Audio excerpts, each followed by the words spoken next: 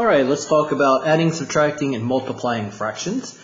You can use this video for probabilities of events involving not and or, and probabilities of events involving and any other time you might need to add, subtract, or multiply fractions. Alright, so when we add and subtract fractions, we have really two situations, two cases. If they have the same denominator or common denominator, or if they don't. So we'll look at both cases. We'll start with the case where the denominators are the same. So we would say these have a common denominator. So I won't do this for every example, but I went ahead and kind of drew out these two bars, and I can illustrate the example here, 5/8 plus 5/8, using those. So this has been broken into eighths, 1, 2, 3, 4, 5, 6, 7, 8. So has this one, 1, 2, 3, 4, 5, 6, 7, 8. And so if I fill in 5 of these, 1, 2, 3, 4, 5, and then fill in 5 of these, of course my bars aren't quite the same, but pretend that they are. We got 1, 2, 3, 4, 5, 6, 7, 8, 9, 10. So these were all broken into eighths. We got 5/8 and 5/8 made 10/8. Okay. Now, how does that translate over here? Anytime that I have a common denominator, I can add the numerators. So 5 plus 5 is 10, 10/8. So we're never going to add the denominators together. So be careful of that. And of course, to reduce the fraction, we can simplify this because both of these are even. You could write 10 as 2 times 5, and you can write 8 as 2 times 4. And so those 2's cancel, and you're just left with 5/4. Okay, so that is how we do that. So I'm going to avoid doing this model for the future, but if you haven't seen fractions for a while, I figured it would be good to see. All right, we'll do this one the same. 9/16 minus 5/16. The denominators are the same, so we can add or subtract. In this case, we're subtracting. So 9 minus 5 is 4/16. And of course, 4 over 16 cancels because 4 is just 1 times 4, and then 16 is 4 times 4. So our 4's cancel. And of course, you could put a 1 on the bottom, but that would cancel too. So you get 1/4. So yeah, if your denominators are common, that's very simple. You'll see this too in the homework, where maybe you've got two things added together and then you subtract something. So we'll do the same thing. Our denominator, fortunately, is all 12. So we put that on the bottom. And then on top we have 7 plus 3, and then we have minus 2. So by the order of operations, we just add or multiply from left to right. I'm sorry, add or subtract left to right.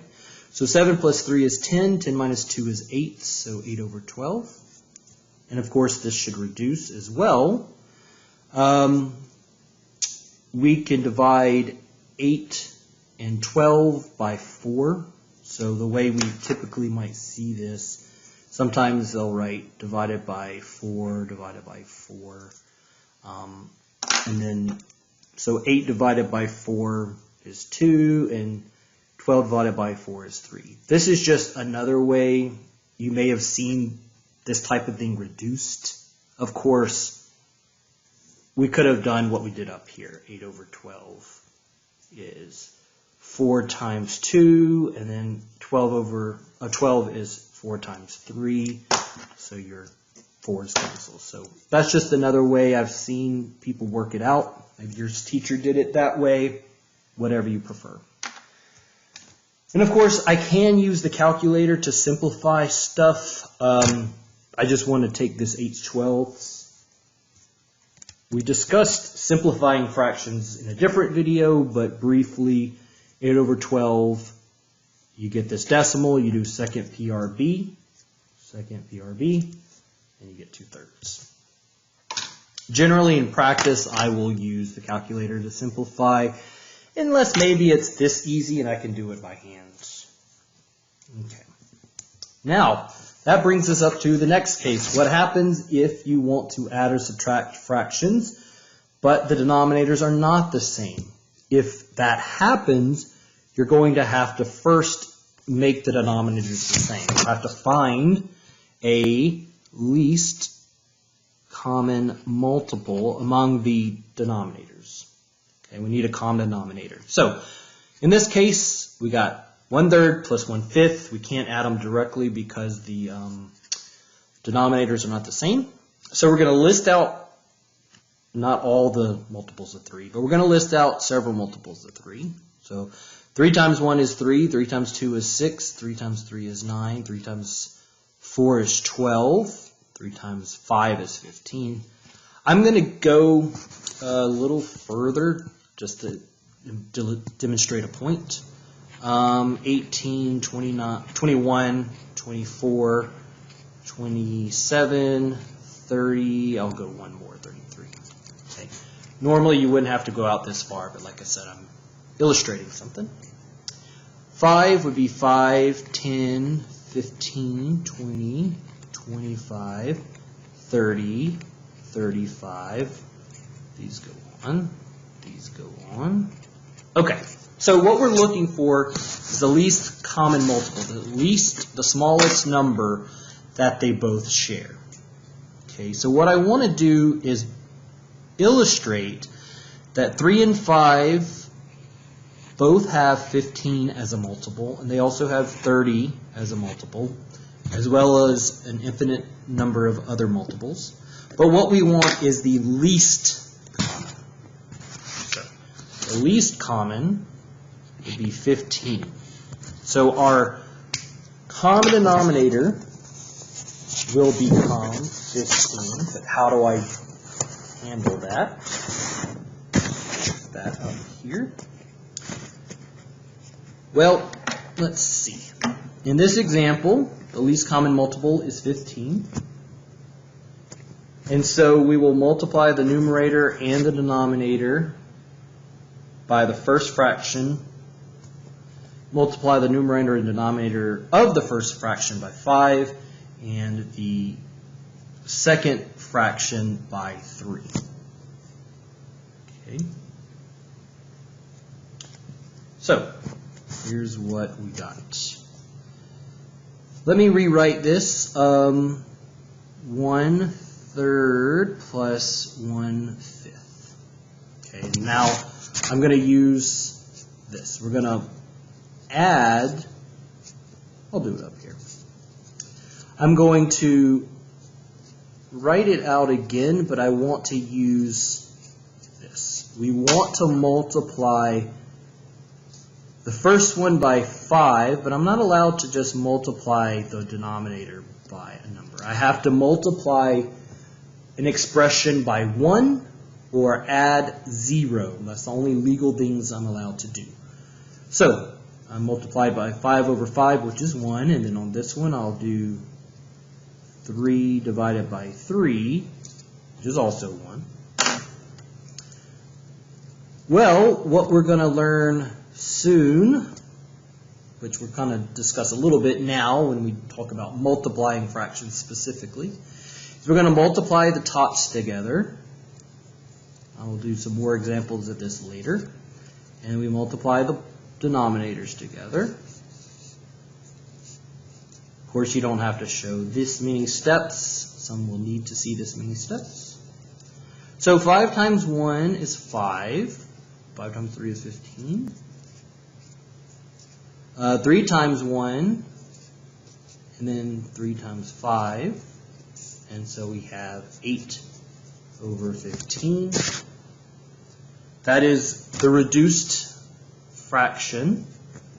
8 is 2 times 2 times 2, 15 is 3 and 5, so that is the smallest that it can be. So let's look at some more examples. And I've got 3 examples of adding and subtracting without common denominators just to give us practice. That's usually where we need practice here.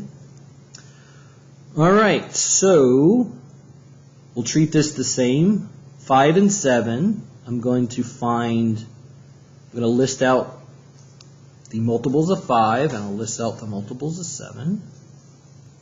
5, 10, 15, 20, 25. And you could start with 7. You may recognize as you go through that 35 is 7 times 5. 7 is 7, 14, 21, 28, 35.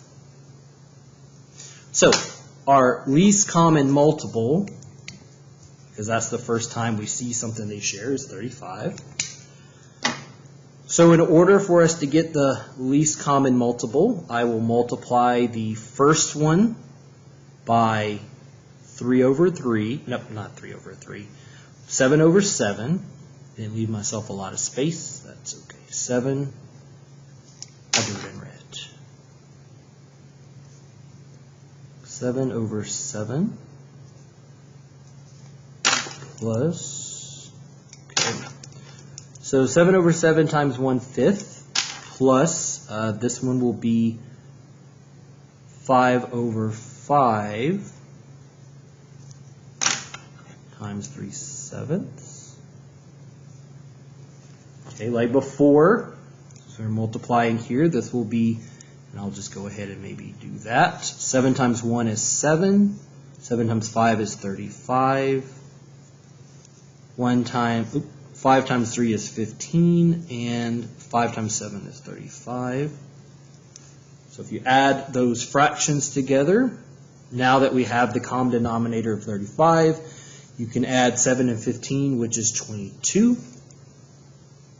This is in reduced form because 22 is 2 times 11, and 35 is 5 times 7, so that's reduced. Again, I can check to see if something's reduced by using my calculator. Second PRB, 22 over 35. This is not foolproof. There'll be some examples where you have ugly fractions in which it may not reduce perfectly or may not give you the reduced fraction. But I'll talk about how to handle those in a little bit. All right, here is another one. 64, 16, 2 different denominators, so we have to find a common denominator. These numbers look a lot bigger, so hopefully it won't be too hard for us. All right, so we'll find the multiples of 16 and the multiples of 64. 16 times 1 is 16. 16 times 2 is 32. 16 times 3 is 48. 16 times 4 is 64. Ah, look. So, it turned out that in this example, the least common multiple is 64. So, how does that work? Well, if our denominator for the first fraction is already 64, that guy is perfectly fine, so we're going to leave it alone, 56 over 64. But we need to modify this guy because that one is not 64. But in order to get 64 from 16, we need to multiply it by 4. Okay, and you can double check that. 4 times 16 is 64. So 4 over 4. So I have to multiply that expression by 1. 13 over 16. So the first one is fine, 56 over 64. minus, let's see, 13 times 4 is 52. Hopefully 4 times 16 is 64. It is. We already knew that. All right, so 56 minus 52 is 4. I know those two are even, so it should simplify. I think that 64 is divisible by 4, so I'm going to test that. So if I use, well, I guess I'll stay consistent. So 4, in this case, that's just 1 times 4. 64, if I divide both sides by 4, I get 4 times 16. So hopefully you see our 4's cancel. We just have 1 over 16. Okay. So that's our answer. And then you'll see this situation quite a bit when we talk about probabilities of something not happening. We have to subtract a fraction often from 1. Well, it's the same idea, but because it was kind of unique, I said, well, let's look at it separate. How can I make a fraction out of 1? Well, recall that a number n, so we'll say a whole number, this works for integers too, we'll say n, can be written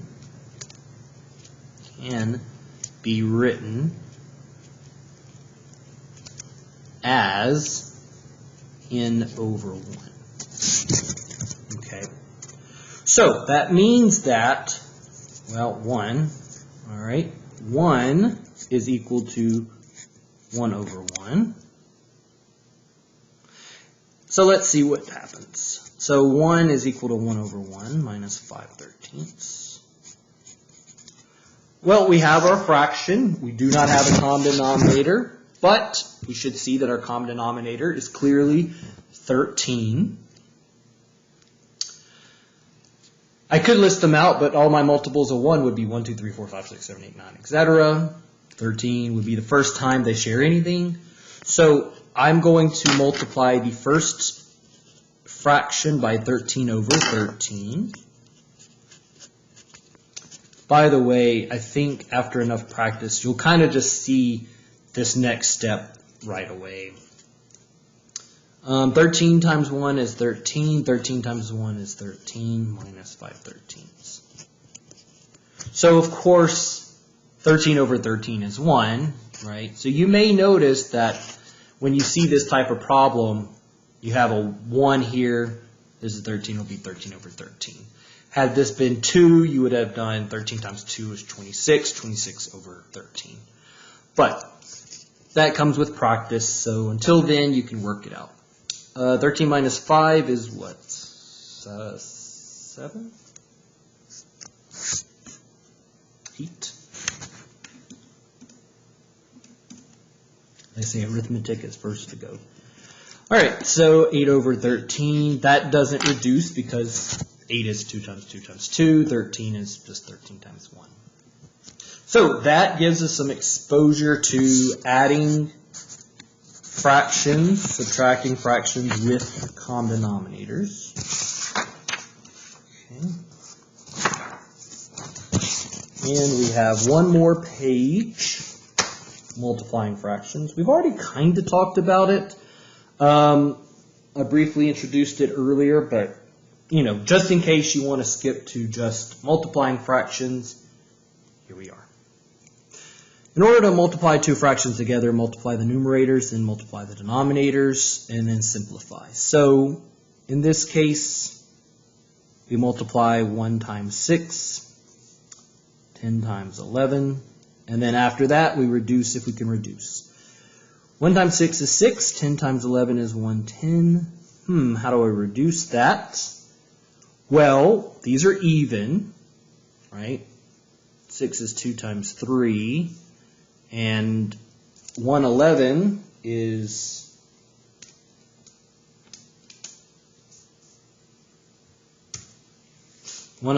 2 times 55. Of course, that reduces 3 over 55. All right. So let's look at the second one. I'm going to work it a couple of ways for you. First, I'm going to work it this way by multiplying the numerators and multiplying the denominators together. And then I'm going to make a point, because in the homework, sometimes, even if I use my calculator, sometimes the calculator doesn't reduce fractions. Now, it would reduce a fraction like this because that's easy.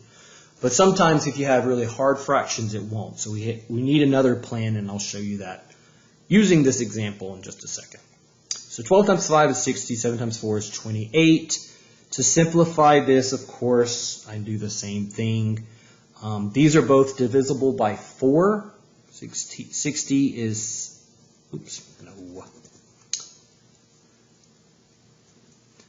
is 4 times 15. And 28 is 4 times 28. So that cancels, and you have 15 over 28. Not 15 over 28. That's a mistake. But the video is already 20 minutes, so I'm just going to fix it here. All right, so 4 times 15 over 4 times 7, because 28 is 4 times 7. Those cancel. 15 over 7, sorry. Okay. So let me show you an alternate way that we can do this problem. And this is using information that will help us if you try typing this in the calculator, or you type that in the calculator and it doesn't simplify. I will show you real quick. The calculator will simplify it. If I do second PRB, you get that mixed number we talked about in a previous video. But if you do second ABC, it will fix it into the improper fraction, which is what Pearson prefers. Okay. So let's do this another way. So alternatively, and what I mean is you can do it this way or you can do it this way. And you can choose which one you prefer and do that every time. Unless you have to reduce it and you can't get the calculator to simplify.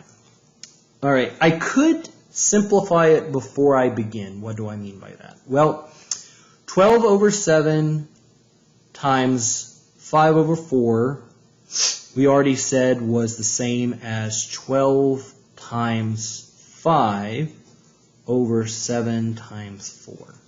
Okay. So before I do these products, I want to go ahead and simplify. 12 and 4 will reduce. Okay. I'm going to add this extra step. I'm going to put the 12 in front. It's already there. I'm going to put the 4 in front so I can see stuff cancel out easier. 12 is 3 times 4. We should recognize that. So I just replaced 12 with 3 times 4. And then 4 times 7 on the bottom. And you can see these 4s are going to cancel. 3 times 4 in parentheses times 5 is the same as 3 times 4 times 5. And 4 times 7 on the bottom. Your 4s cancel. We're left with 3 times 5 over 7, which is 15 over 7. So that's another way you could do it. You might find you have to do that type of problem or do it that type of way if the calculator doesn't want to reduce it. You may have to reduce it by hand a little bit, and that's one way you can.